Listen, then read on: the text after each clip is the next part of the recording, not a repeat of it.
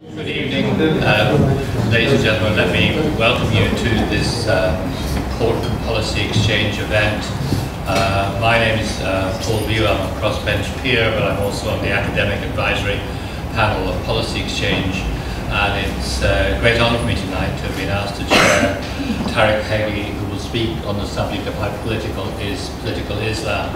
I think as I look around the room, I realise that in fact everybody knows the importance of the work of Tarek Heggy. They understand the significance of the various commentaries he has published on crucial aspects of Arab and Egyptian society. I'm going to say something briefly at the beginning which may or may not be encouraging, but when I read about ideologies of anti-modernism, outdated educational systems, and hatred of the other, I am actually reminded of the country which I come from as being a significant feature of its life. And therefore, the problems and the issues which are being analysed here are, of course, particularly significant in the Arab world, but nonetheless, they are not to be found just in that world. And of course, the consequences in terms of ideologies in which terrorism can thrive are very obvious and very, very clear indeed. The format for this evening is that Tarek will talk for 29 minutes now, and then unbound directly to you, no slides, straight from the heart.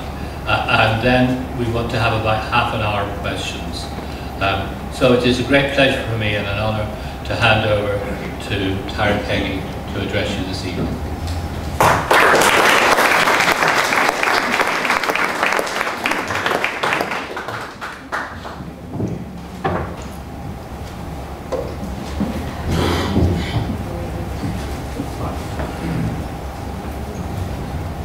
I was told how to run it, but the problem is I don't see it.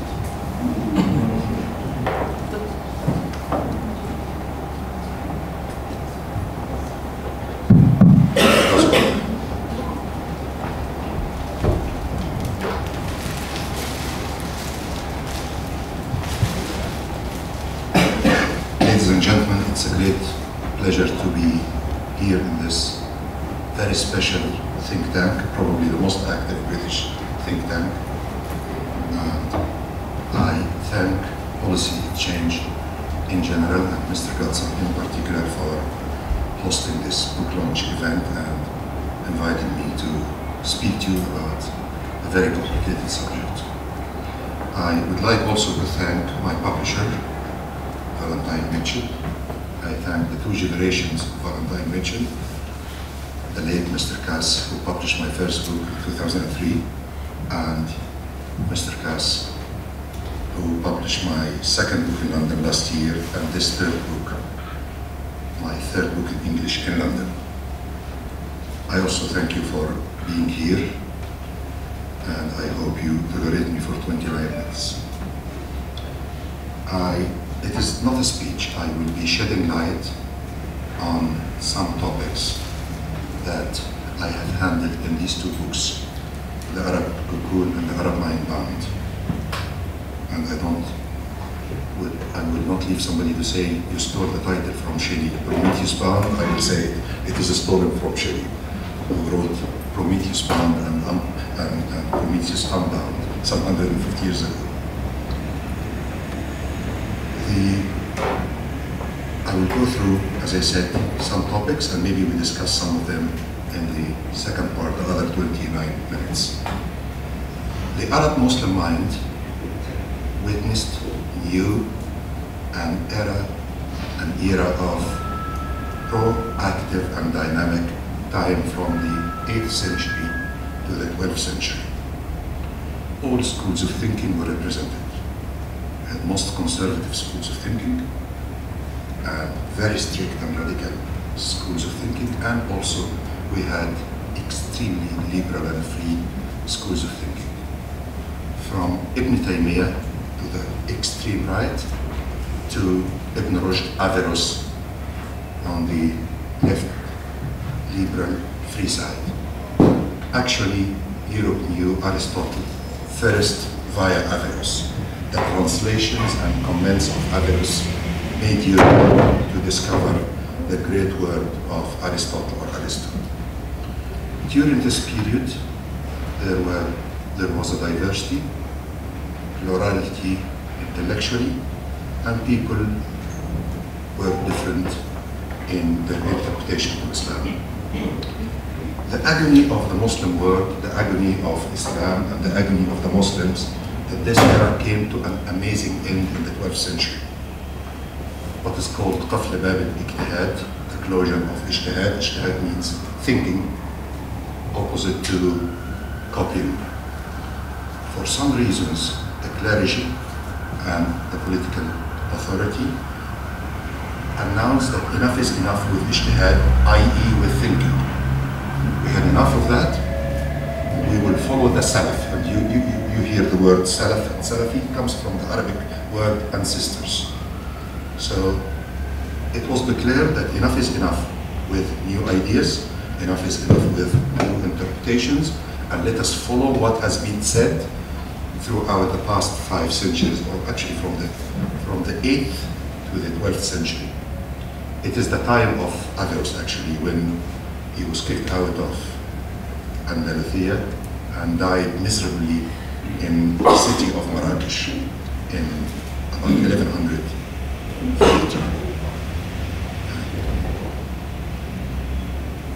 Since that time, both the political power and the clergy have been together hand to hand in depressing free thinking, in telling Muslims you had enough interpretations during the first 4 centuries, and all what you can do is to go and search for an interpretation. And actually the interpretations that were advocated were the extreme right ones.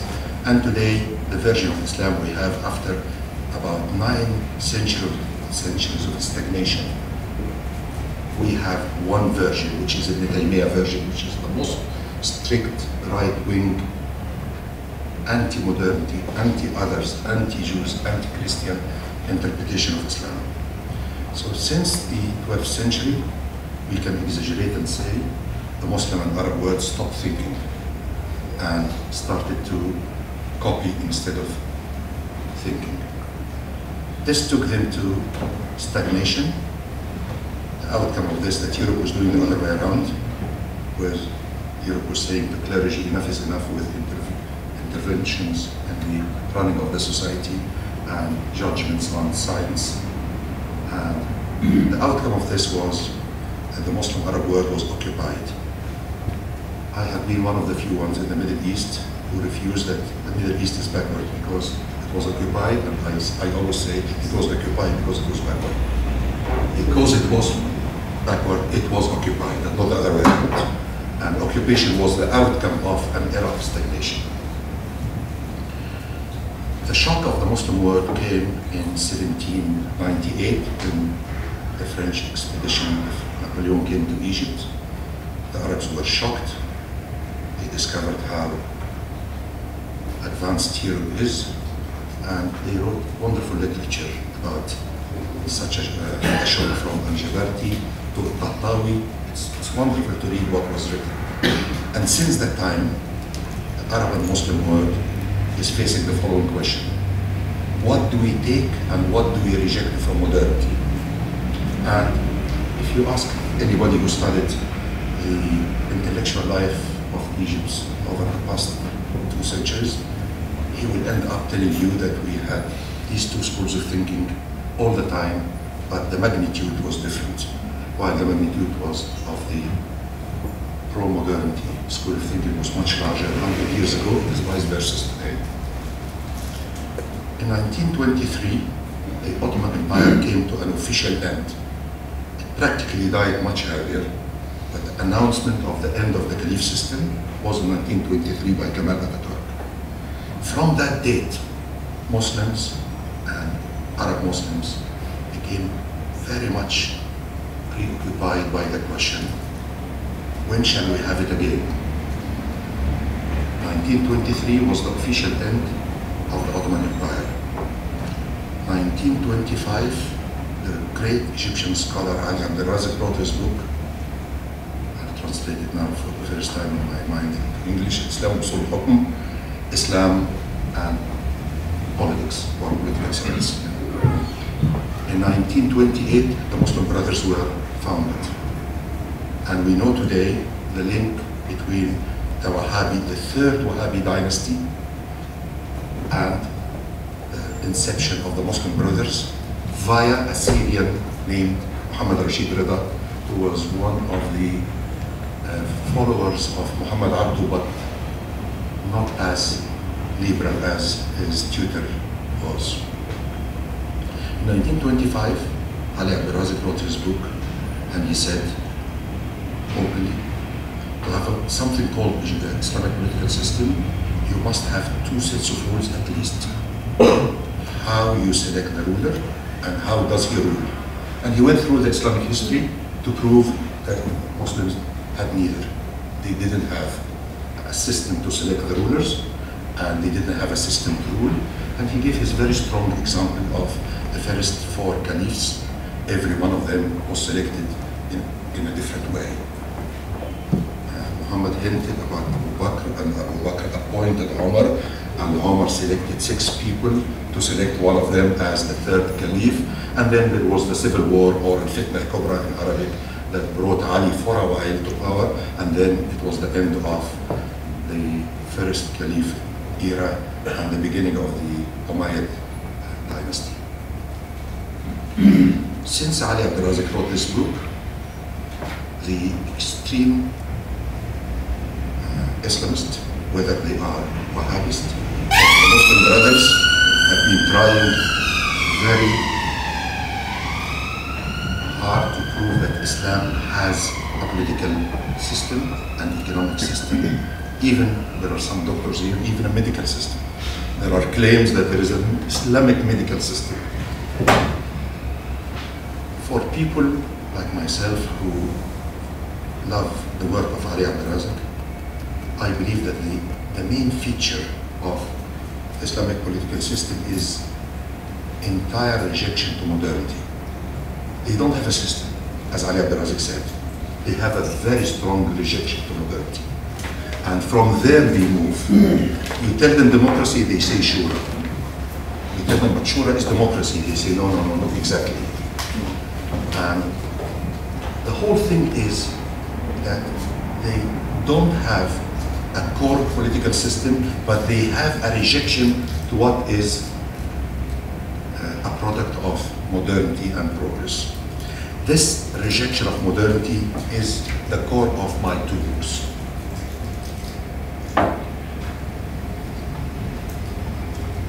I tried in my first book that was published last year here in London to prove that rejection of modernity is based on inability, total Muslim and Arab inability to understand that progress is a human march. It's a human phenomenon. It's a universal phenomenon.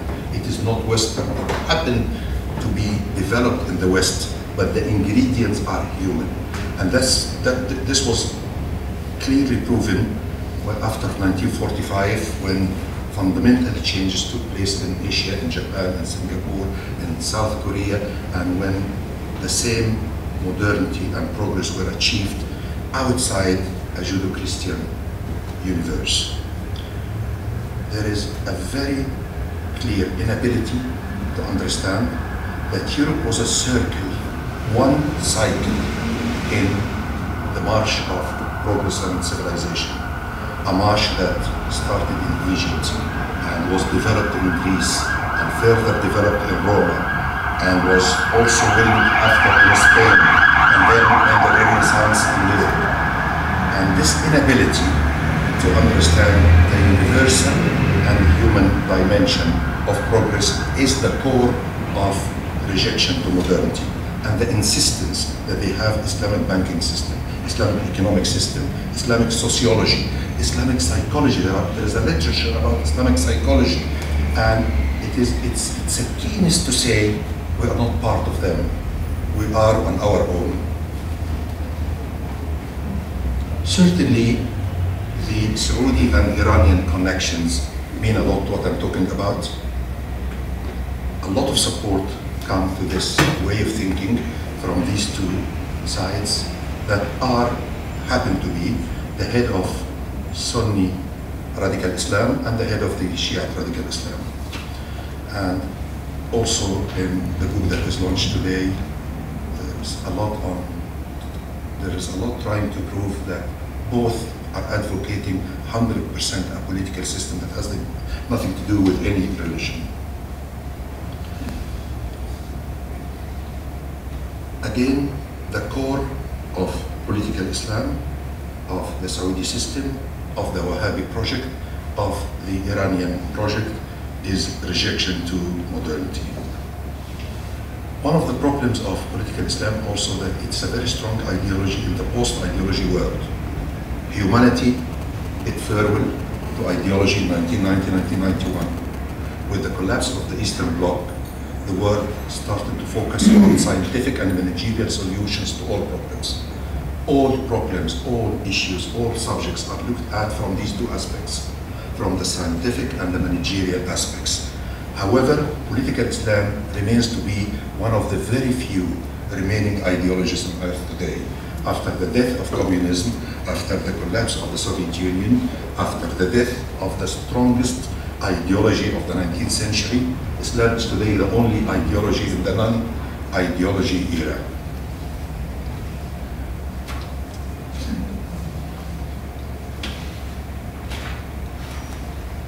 I say this part which I will tackle now is I say on the request of Mr. Gatson, who kindly thinks that this is the best way. He read it in my book and he said it is the best way to deal with Islamists is to ask them these questions. I always address the following questions to Islamists. Let us forget about whether you have a political system or not. Let us forget about are you part of the human march of civilization and progress and modernity or not, and let us look into the following. Modern societies are based on certain values that are all universal and human.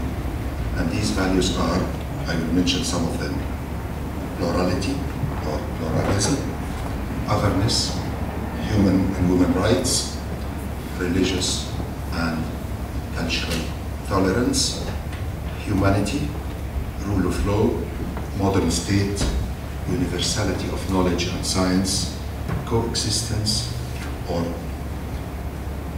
culture of peace, modern education that is based on innovation and critical mind, relativity, and again critical mind.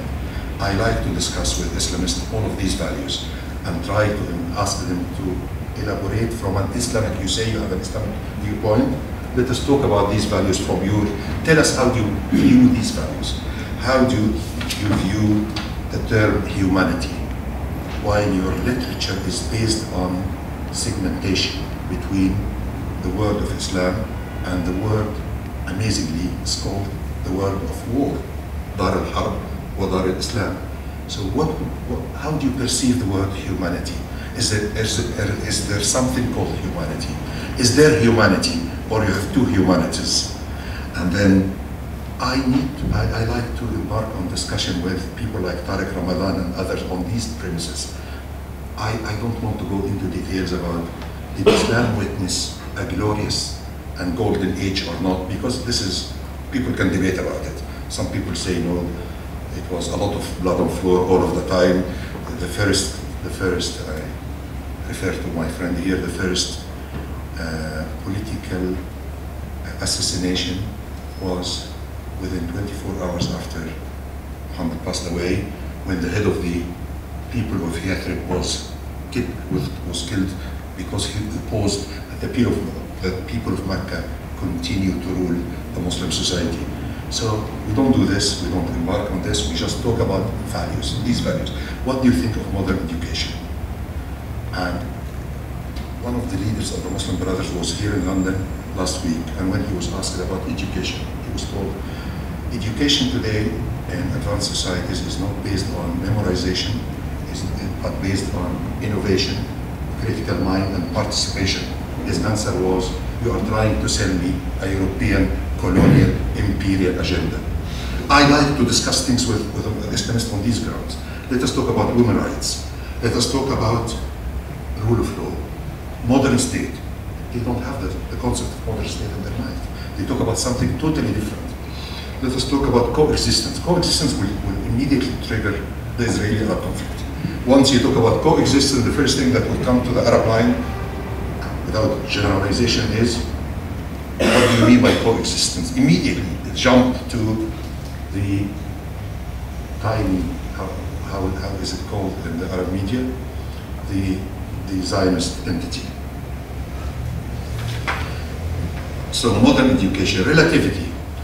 Is it by chance that Saudi Arabia banned formally education of philosophy? Of course not. Philosophy will lead to questions, and these societies don't want to have questions. Questions that were described by Aristotle 25 centuries ago when he said, questions are blind.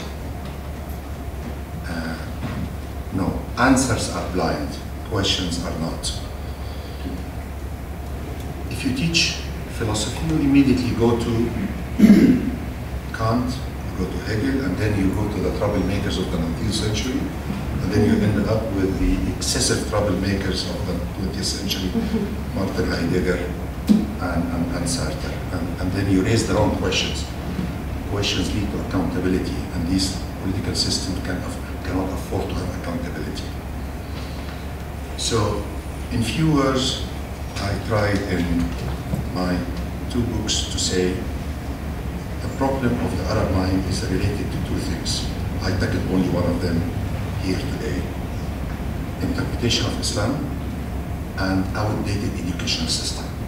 I would suggest that you try to read what I wrote about education to adhere to the 29 minutes. I conclude with what I said about Islam, and thank you very much.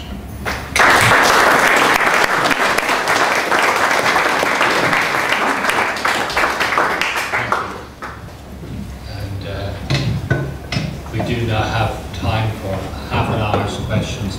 I think I'm right in having somewhere in my consciousness that there is only one rule for these exchanges and policy exchange, and that is that when you get up to speak, you name an organization, if that's relevant. I somehow have that rhythmic formula in my subconscious, and therefore I'm following what I believe to be the rhythmic formula.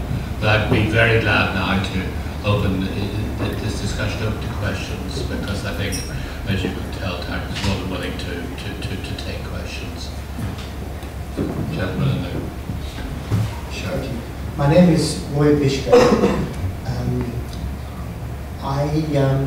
You mentioned the progress of Western civilization. Is that not because Western civilization is founded on the principle of equality of all human beings before the law, which emanated from Judaism and Christianity, that all people born in the image of God and therefore equal, we're all born one above it. Whereas in Islam,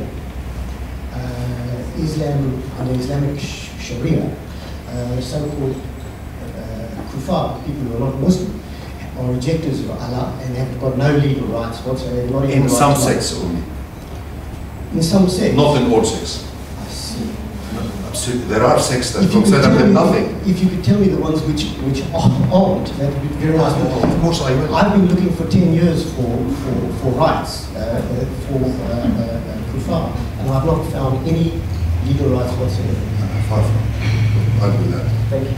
I don't agree to portraying it that way, that because Judaism and Christianity had the basis for progress, there was a progress. And what do I do with the wars between the Protestant and the Catholic for many centuries? What do I do with that? How I understand that Christians were killing Christians, and Christians were actually torturing the Pope of Egypt, who was a Christian, because he didn't accept that Jesus Christ has 2 natures and not one.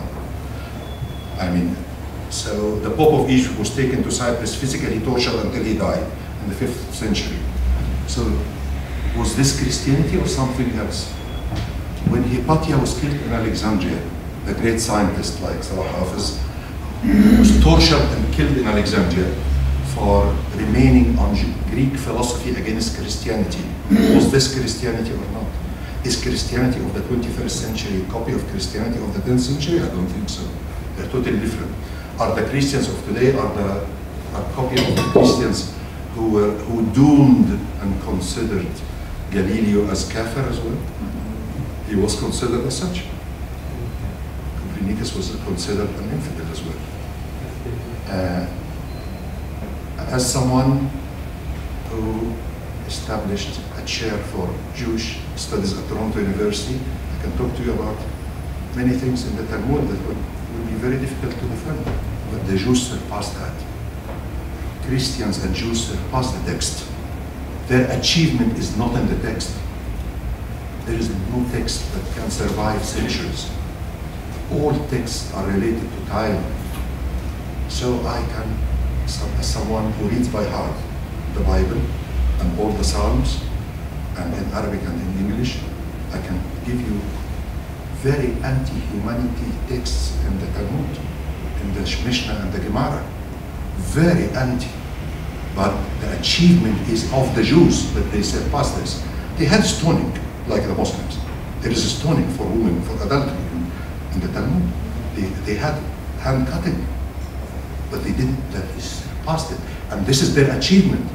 Their achievement that they understood that the text has a spirit, and they followed the spirit of the text, not the word that kills, as Jesus Christ said. So, I will send you more than 15 views, fatwa, that Jews and Christians are not infidels. Infidels are the ones who come outside the three circles of Judaism, Christianity, and Islam. But all of these jurisprudences have died because of the overwhelming influence of the Ibn Taymiyyah theory. But I hope you agree that there were hand cutting for theft and stoning for adultery. But the great achievement of Christians and Jews is represented in surpassing the text, surpassing the script. And as I told you, if you say Christianity was able, I tell you, but Christians killed many millions of Christians in the name of Christianity. It happened. And the war between the Protestants. So the text itself means nothing. For me, when you say to me Islam, there is nothing called Islam. Well, they're not going against their text, when the Jews and the Christians did that. And whereas in Islam, it says very clearly that people got to strive for their wealth in their lives. In Allah's path until the whole world is wisdom, and all mankind is ruled with the Islamic Sharia. But there are Muslim scholars like, I mean, Ibn Rushd is way ahead of Nietzsche. Averroes is the reason of secularism in Europe. Do you know what Averroes said? If anybody tells you that God said something that doesn't match with wisdom, you have to turn it down. And this is the name of his book. If God comes to you with a text that says God has said so, and this is against wisdom, you give priority to wisdom before the text. But at the end, let us say the following. I don't believe that there's anything called Islam or Christianity or Judaism in absolute terms. There is the way these religions are understood by people. And because the Jews, as Bernard Lewis says, they had two good times in their history, one of them under Muslims, one of them under Christians. They never had their good time alone. They were part of Andalusia, and now they are part of the Judeo-Christian civilization.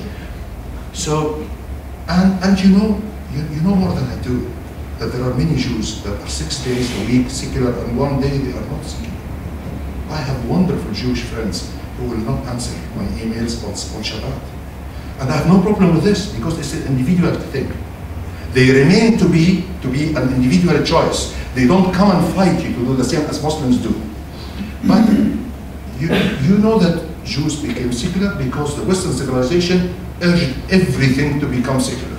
It was the melting pot. But Judaism is more difficult to be secular than Christianity. Christianity made it very easy. When somebody asked him, when you say something and Caesar says something else, whom I follow? And he said, you have a coin. Show me the coin. Who is in the coin? He said, Caesar. He said, follow him. So he made it very easy for the Christian. I would imagine that you would agree that Judaism is a very complicated legal system, but the Jews surpassed us, overgrew. This is a great achievement. I'm not against them, on the contrary. I value what they did. And the Muslims failed until this moment to overgrow the text. And they are struggling with this. And maybe the difference is the seventh difference or the six centuries between them and Christianity. Because 600 years ago, Christians were not that Christians. They were not that Christians. They are much Christian today than 600-700 years ago. The lady at the back, and then the lady at the front, and then just on the right hand side. Just looking at what's happened in Egypt recently, and although the comments were that Muslim Brotherhood probably won't take over immediately, it's slightly worrying to see that, for example, gas lines being blown up, the ones that go towards Israel. Coptic churches being blown up in the north.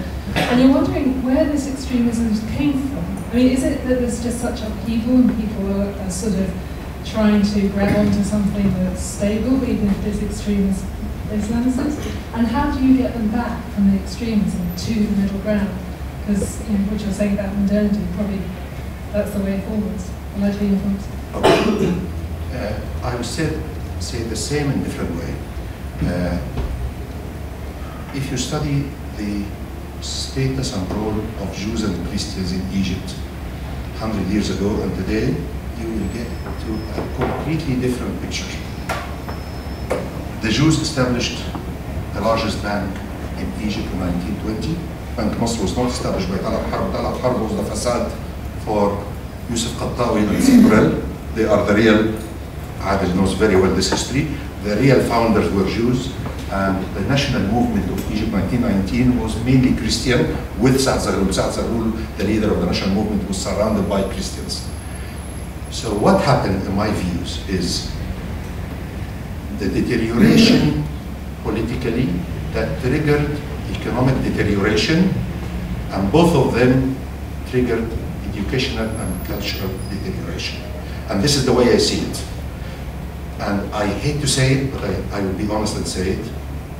After the occupation, after the imperial era, when we moved from the occupying forces to the hands of the sons and daughters of our societies, we moved to the hands of ignorance and corruption, which triggered deterioration politically, deterioration economically, and both of them brought the educational system down. People like Adil, who went to university in England, but knew the education system of Egypt in the 50s, can tell you how world class it was. People used to come from Egyptian schools, not from English or French schools, to America, to European universities, and the following day they studied with complete equality with those who came from European universities. Today, it's a farce. You hear about PhDs and MAs, and they are jokes. They are not real degrees. They are very low standard. So I see it that way. It's all related to the political arena. If you have the right political system, you will have the social dynamics, and if you have the social dynamics, you will improve politically, economically, and educationally. And there is no way out of this. I add to this that the Israeli-Arab conflict was used by the ruling class in Arab countries very negatively. Everything was related to this conflict. Our political deterioration, our economic failure, our educational backward, everything was related to the inception of Israel. And because of this, there was a room for the Islamists to come in. And mind you, the first ones who went to Palestine after 15th of May 1948 to fight were not the armies of the Arab countries, were the Muslim Brothers. The Muslim Brothers were the first ones to arrive. And they went on their own as militias. And I very much relate the whole deterioration that took us to doing things like this, burning churches, attacking Christians, or blowing gas pipelines, to the deterioration I just described. Let me explain to you about the gas one thing. I appeared on Egyptian TV like 6 times to talk about the gas to Israel. Every time I say, I have no problem with exporting gas to Israel, providing it is sold for international price. The interviewer doesn't want to hear me because of first part. His mind is related to the principle, it's not to the deal. I talk about the details of the deal, he wants me to talk about, but why in the first place we sell gas to Israel? Simply because, and there's a great oil man among us here, the name of the game with regard to gas is distance between seller and buyer. The shorter the distance is, the more viable the economics are. And the longer the distance is, the worse it is. But I believe the solution, most of the, do you know that we now discover that many of these incidents were engineered by the government against Christians. The government was very happy to see this friction, this clashing between Christians and Muslims. There is no solution. I lecture at the Egyptian cathedral, and I say to many Christians in Egypt, and I think many of them don't like this, there is no solution for you. There is a solution for Egypt. If anybody thinks that there is a solution for the Christians, I tell them, okay, tell me about it, but show me. The solution is for the country. If we create artificial solutions for the Christians, we will end up with a civil war like Lebanon, because we will say 15.5% in the parliament. And then we will end up like Lebanon, exactly, and it will not sort anything out. There were enough Coptic members of the parliament in 1924 without quotas, because the system was open. And I believe that once, everything is possible today in Egypt. Egypt can go back to what it used to be there, can go Islamist, could be military. Everything is possible. Why? Because Egypt was left to one of the most ignorant rulers of the third world, that also happened to be the most corrupt ruler of the third world for 30 years. And the outcome is what you have today in Egypt. His philosophy penetrated through the society, selection of people, selection of leadership, everything is a fingerprint of Hosni Mubarak, because he was there for 30 years. And I know at least one person in this room who dealt with him. Whatever I tell you about the IQ, the intellectual capacity, you will not believe it. The man was absolutely proud that he never read a book in his life. And he used to consider intellectuals and highly educated people, especially intellectuals, people who fail to be something else. So they read some books. We need that. Thank you. Can I just follow the sequence now, and then I will come to you. The lady at this side and the lady on that side, never go to you. I'm Akram from British Arab Association as well as the Arab Jewish Forum. This is an independent question. In the past couple of days, there was an article published for Dr. Sayyid al-Qimmi, which, in a way, he's imagining a new constitution in Egypt based on this Islamist idea, and it's really scary. Absolutely. I read it. The constitution as he imagined the Islamists to write it. Yeah. Okay, I read it. Yeah. So anyway, what I would like to ask is that if the Muslim Brothers does take over, what will happen to minorities, Christians and Sabia and women. Others, and women in particular? What do you anticipate? Do you Inferno, in one Italian word. Inferno, Gahim. Yes, I know, hell will open loose, but let's try for a moment to try, considering that the capacity of the Muslim Brothers in the mainstream is going to be very big, and considering the fact that they immediately brought Qaradawi, and they know how to mobilize people, and that is the danger.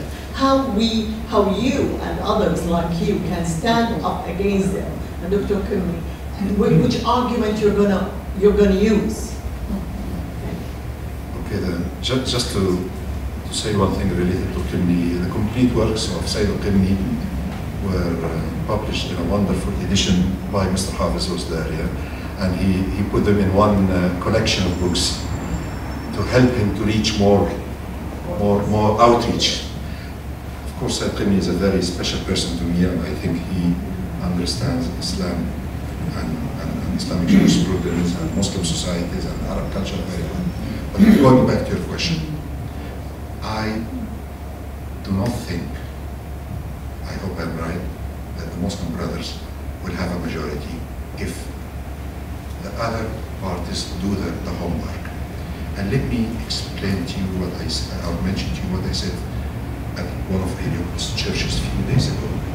I said there are 12, 13 million Copts in Egypt, and the same number as Sufis at least. And the Sufis and the Muslim Brothers don't get together, okay? And at least 10 million Egyptians, men and women, who don't want to see this happening. If you put all of these numbers and convert them into voting numbers, they give you 30 million people or 25. We had only 4 million people saying no for the constitutional amendment. So many of those who should fight this to happen are still negative. They are in a case of apathy. Because the Copts on their own could have produced 8 million people to go and say no, but we had 4 million who said no, and we assume that at least half of them are Muslims. So 2 million Copts have said no. So there were 6-7 million Copts still continuing with the negative Coptic culture of let us pray. I said this in the cathedral. I said, please stop praying. Every problem you face, you say, let us pray, okay? And I said, please stop saying this and just go to the vote, to the ballot, and this will be your prayer. Yeah, your prayer is to participate. Where are the 7 million Coptic votes? And then the liberals of Egypt, and the woman who will be in an inferno, in a true inferno, a Dante Alighieri inferno, first class, okay? And so Egyptians, because of the political system, especially during Mubarak's years, they became very passive. Today they are very perplexed. And I say to people, you are perplexed because you were very comfortable. You used to know what will happen. Mubarak will run again and have 90%, and then he will form the cabinet without telling you anything about the ministers that he will bring about. So this was a clarity. But what a clarity. It was an apathy. So people are for the first time facing an open horizon. Anything could happen, from a liberal government, first world-class technocrats, and also we can have the Qaradawi sons and daughters around with us. So the only thing I can say is do our utmost. Let us participate. Let us do things like, I heard today a number that even if half of it is correct, I'm very happy.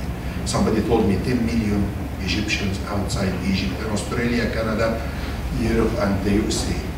Okay, let us assume there are 5 million. If these 5 million fight to have the right to vote from where they are, they don't tell them, please come in, because they mean don't participate. The outcome of please come in, don't participate. If these people fight to participate, they make a difference. It's a bit flawed, the calculation, sorry, I mean, a bit flawed, the calculation. That's why I said, I don't believe that in million. No, I'm not even talking about the expat Egyptian. I'm talking about even Egypt. The Christian, if the total is 10 million, they're not all voters. I mean, there's only about but this is what I between said. 4 to 5 million who have. No. I said, I always work on the following. If I give a number, 60% of them have voted, which is the case in Egypt. So that will give you 5 million or less. no, but I didn't mention 12 million. I said 12 million that will give us 6 million Copts. I didn't. I follow this exactly. I follow that if you have 12 million Copts, 7 million of them would vote. And the problem is 8 million expand that 80% of these are in Saudi Arabia and the Gulf, and they will vote to the Brotherhood. No, you have 1 million Egyptian in Canada and the USA, and they could make a Yeah, but difference. less than 20%. Yeah, and you have. I spoke to a very large community of Egyptian in Australia. No, but we don't want to lose hope, because if we follow this, we come here and stay in London. We will never follow this. Tarek, I'm trying to be a pragmatist. No, I am a pragmatic, but I want also to activate all those who have interest not to see Egypt as an Islamic republic. And I want these people to believe in themselves, and they believe that it is doable. You can stop. Okay, a counter argument, and I'm happy with the argument. In the elections in the universities in Egypt, recent one, a few weeks ago, the Islamists took 21%. So I have the right to have hope to defeat them. If they fail in the university elections among student unions to have more than 21%, this gives me a lot of hope, because universities and trade unions are the main domains of the Islamists. So if they get 21% in the last student union elections in all universities, it at least gives me the driving force to say it is doable.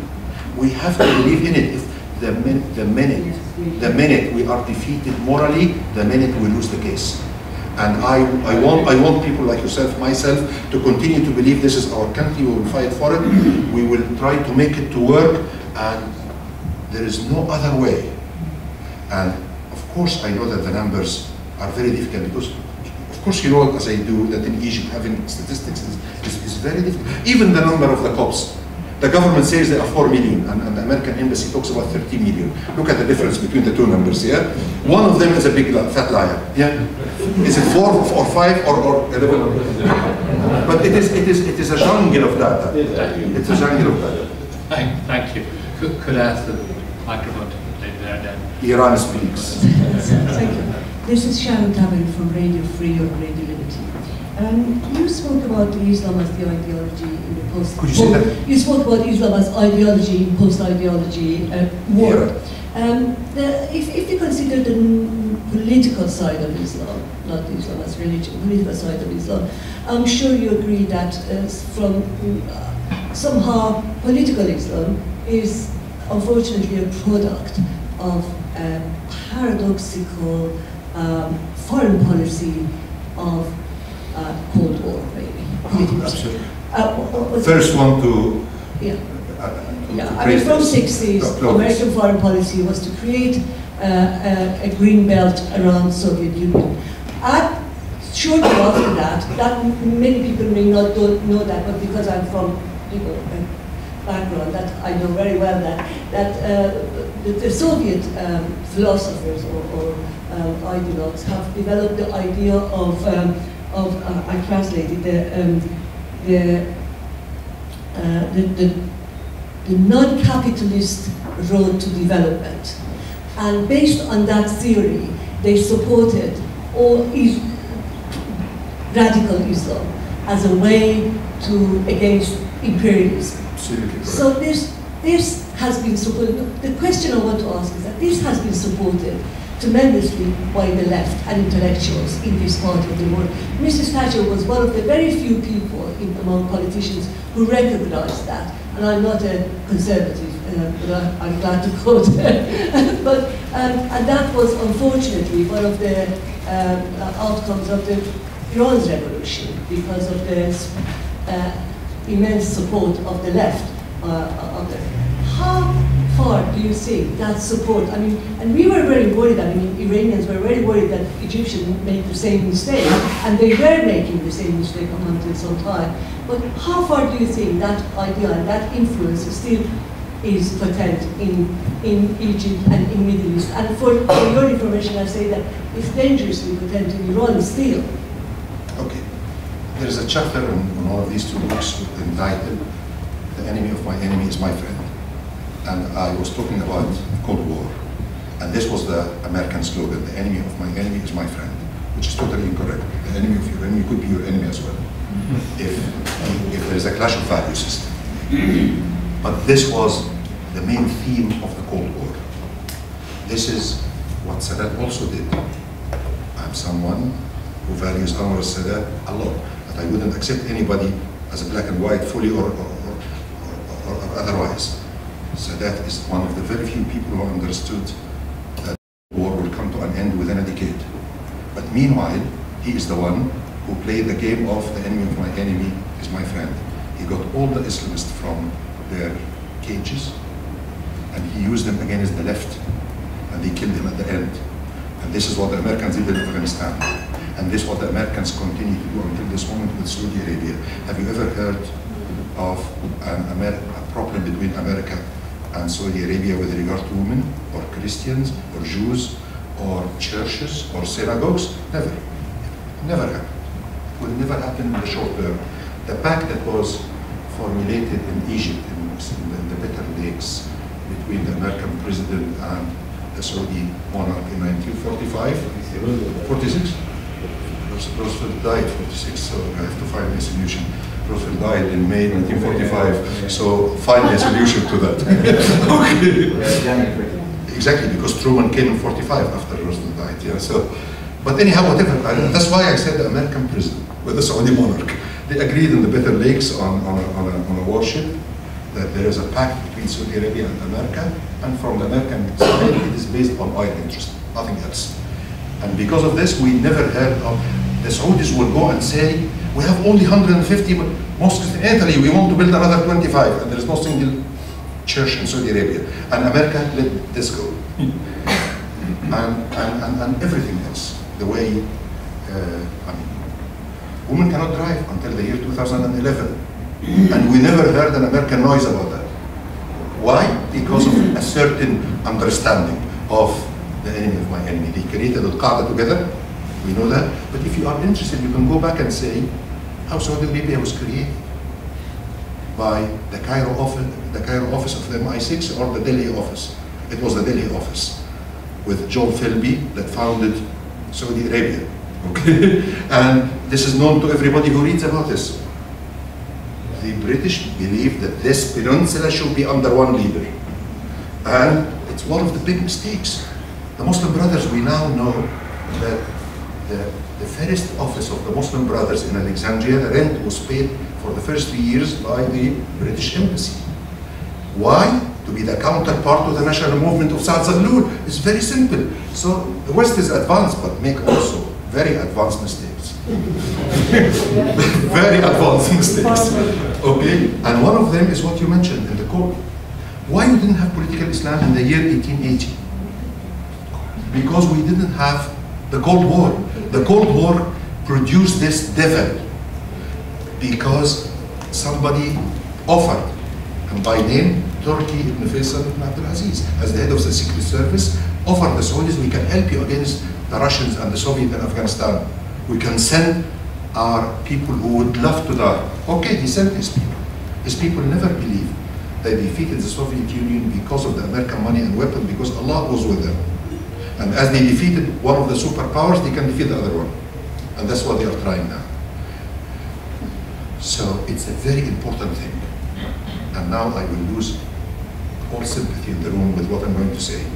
The minute the Western civilization stops being on its knees before financial interest and value the value system that built the Western civilization, the minute we will count days before the end of Islamism, political Islam. But we know that the Western civilization is on its knees. It's before oil. Look at the photos. Only I love to spend hours looking at photos of an idiot called Bandar ibn Sultan sitting with Bush in Texas in a way as if Bush was his coffee boy.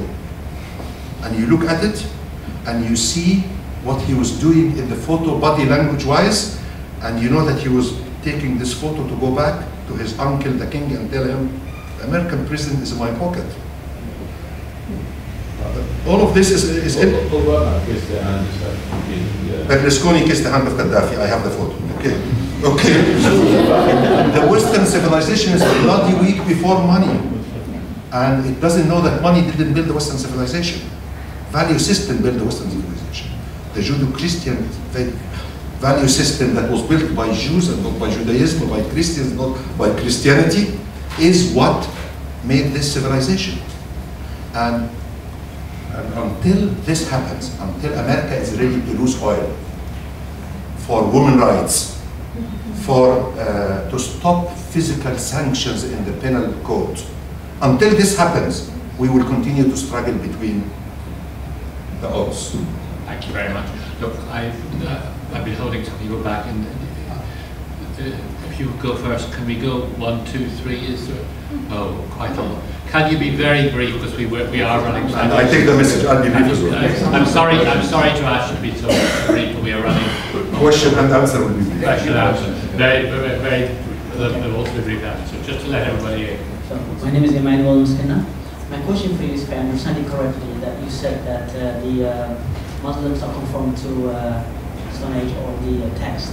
They haven't really transformed like the Christians, the Jewish did. But is there any hope in the future that with the burgeoning number of middle class in the Arab world, that they will transform us in the next couple of decades? Because I grew up with Muslims, and I have a lot of friends, Muslim friends. These are highly educated, went to Oxford, MIT, and all the top universities. But when I debate with them, I mean, their fathers are much more liberal than the young generation. So I'm very, very deeply concerned, because I came from a country where 50-50 divided, Christians 50% Muslims. And then even if when I have a debate with my countrymen, still they are still conformed to this Islamic. So what's your view on the future of? There is no solution to this. I'll try to be very brief. There is no solution but via education. And I mean education for all people from beginning to end. If people are raised in Saudi Arabia or Bangladesh or Pakistan and come for a PhD at the MIT, they come with a germ. They come with a bacteria. You need an overall educational reform from A to Z. We will continue to have extreme Muslims, but the proportion will be different. We will never have 100% of the Muslim population for secular Islam. I mean, I get 10 insultations every day because I describe myself on my Facebook as a secular Muslim. I get things, I mean, words that I cannot mention here, that there is nothing as such. People are telling me there is nothing as such. That there is only one thing: overall educational system that will never happen without economic development of the middle class. And the development of the middle class in such a way will never happen without efficient, competent, democratic leaders. This idea of security is also another sin of the West. Israel was very unhappy with Mubarak leaving. I failed to understand why. And I said to many of my Israeli friends, I'm happy in Israel. I lecture at Hebrew University, Tel Aviv University, Haifa University. Why the hell do you accept to ask what you don't accept yourself? Your president just flirted with the secretary, you made a big scandal, which is a great thing. I value that, but you do it only for yourself. You don't want us to reach this level. They were very upset to see Mubarak falling. My Israeli leftist friends were not, because they know that the Mubarak phenomena has an end in all cases. Mubarak would have died. If he was not removed, he would have died. So you have to face the real challenge. And unless we have competent democratic political system that will develop the middle class and will develop the educational system, what you said will continue to prevail. I'm Laila Farid. Laila Farid from the Great Watani paper. You wrote a series of very interesting articles titled Had I Been a Copt or If I Were a Copt. If I Were a Copt. After the 25th of the January Revolution, do you think the attitude of Copts have changed, and did they fulfill any of the aspirations you had from them? Partially, yes. let me explain to you one thing. The Copts used to have demonstrations inside the cathedral, not outside the cathedral, and for the first time they had demonstration before the TV. Think of the meaning of this, okay? The Coptic church, that I studied its history very well, had to be more than a spiritual leadership in the past 30 years, and I say had to be. But I dream of the Egyptian church returning to the pre-71, and I don't have anything against the Pope. It was imposed on him to be more than a spiritual leader. The best thing for Egyptian Copts to have a Pope who is a spiritual, not a political and economic and leader. But this will never happen unless there is a fair society.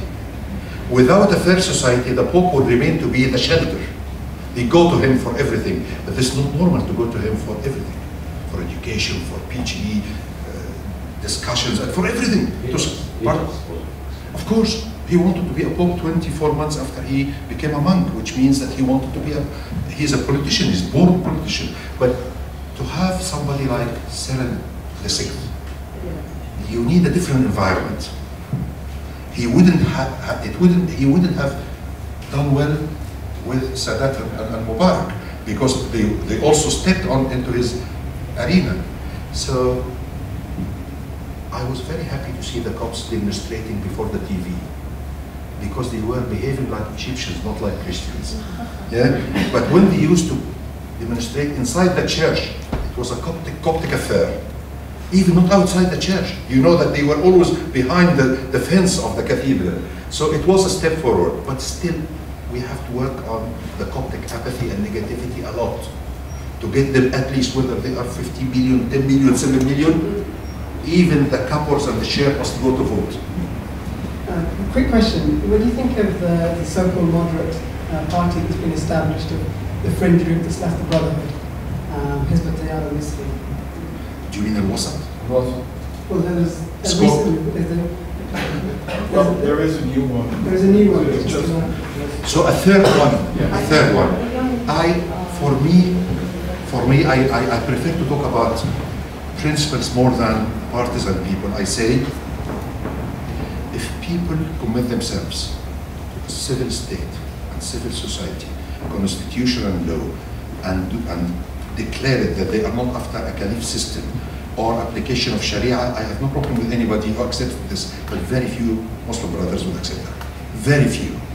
And some of them would come to London and say they accept this, but they don't mean it. Do come in and then I'll do you want to?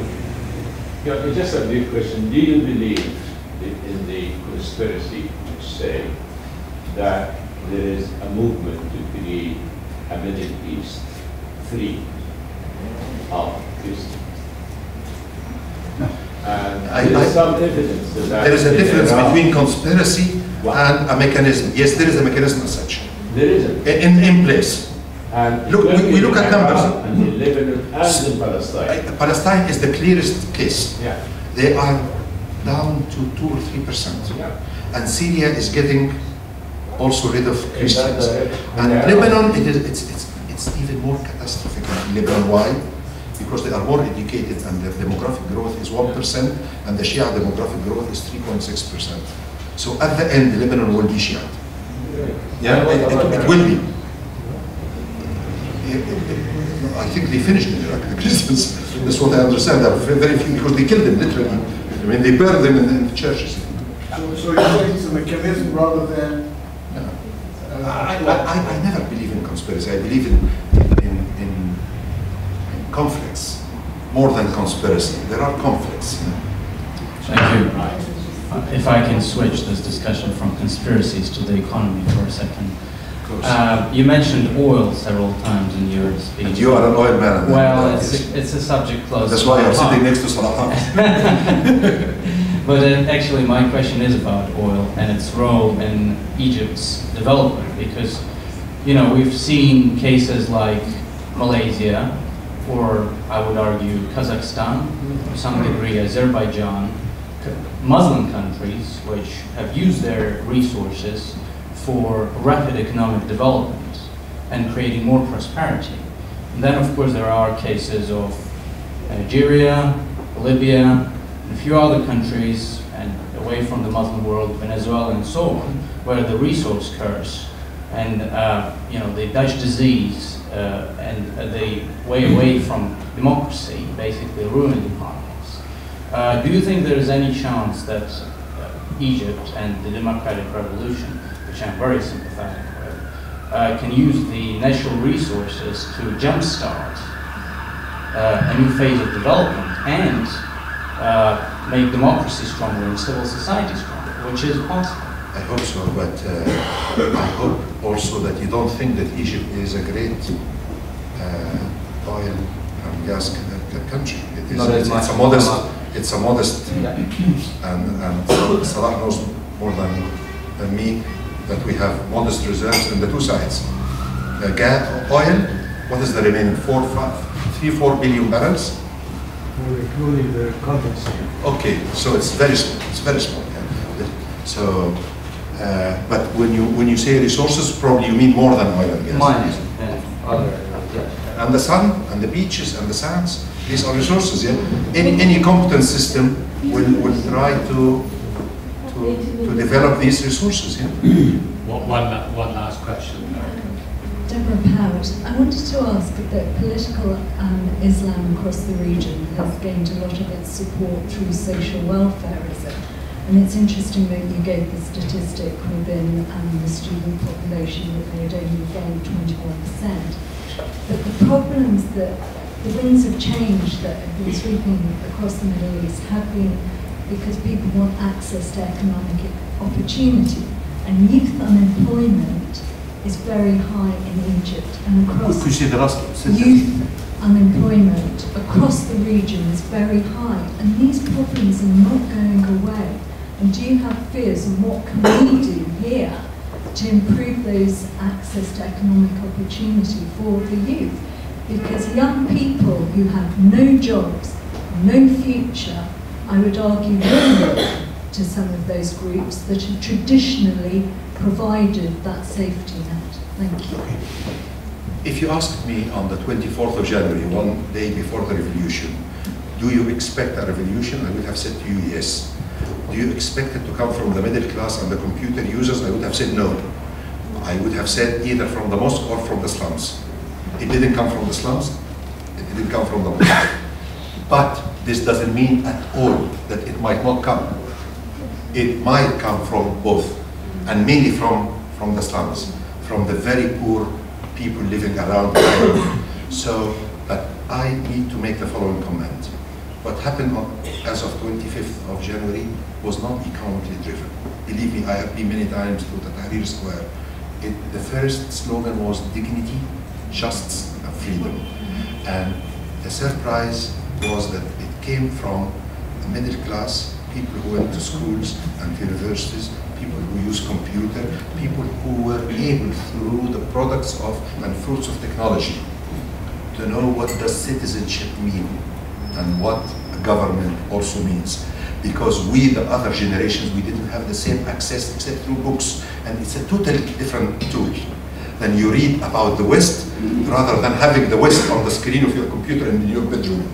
So these people had an access to the world, and that's why the slogans were started with dignity, because these systems didn't leave any dignity to us, but we remain exposed.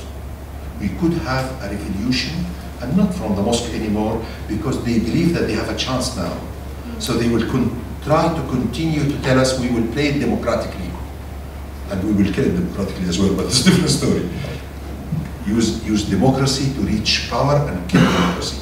But the possibility of an explosion from the poor, the have-not, is there, and unless the system works on creating jobs, on enabling and empowering people, Egypt is exposed to a very big revolution, and in this case, it will be a chaos, it will be a mess.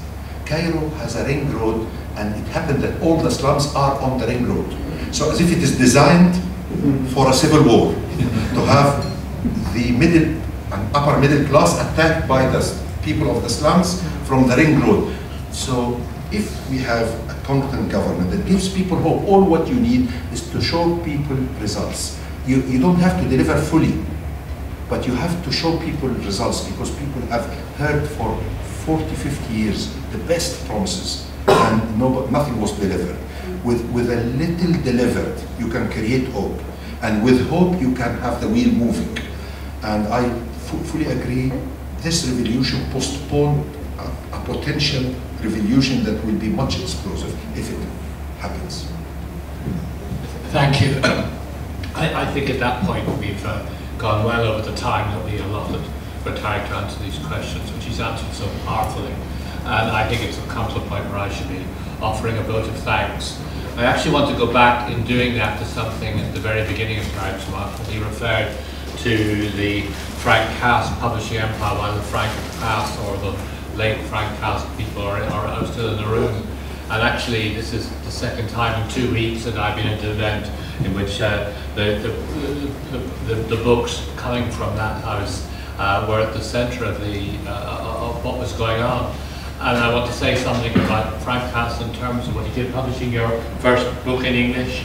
2003, yes. And just to say that it has always been a wonderful house for promoting the best and most passionate scholarship, both in my own country with respect to Ireland, but also with respect to the Middle East. And we've heard one of their great authors tonight, and I want to say to you, on your behalf, I want to say what thanks we owe to Tarek for speaking to us tonight with such passion and such conviction. Thank you so much, Tarek.